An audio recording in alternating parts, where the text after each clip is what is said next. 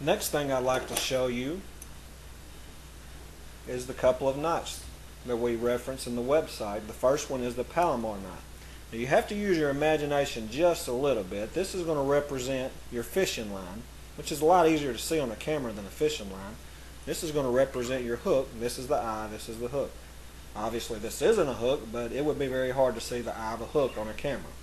So first thing you want to do is run one end of your fishing line through the hook eye, run it out quite a bit, and then run it back through the same hole.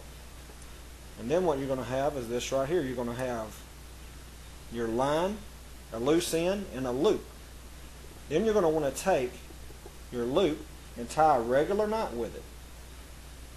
Bring it back through, and then before you pull it tight, you want to take your lure or your hook or whatever you have and run it back through the loop.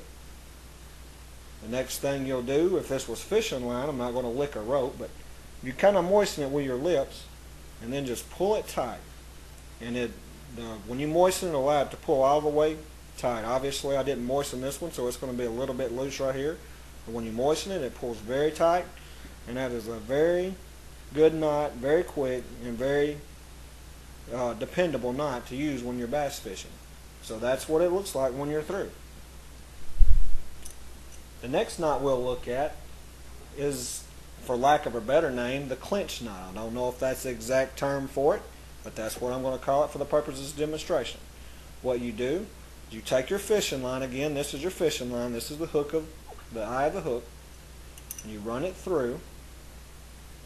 This is going to be going to your rod and reel. This will be loose, and you just kind of hold it here, and then all you want to do is spin your hook or your swivel or your lure, whatever you happen to have on there, spin it, and then run your loose end back through the loop that's still at the bottom, and then just pull, and then you have your knot. Very dependable knot. It's a little bit less apt to break because you don't pinch the knot as much right there than the Palomar knot.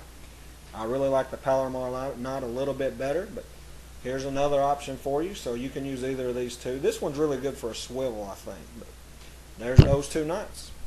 Thanks.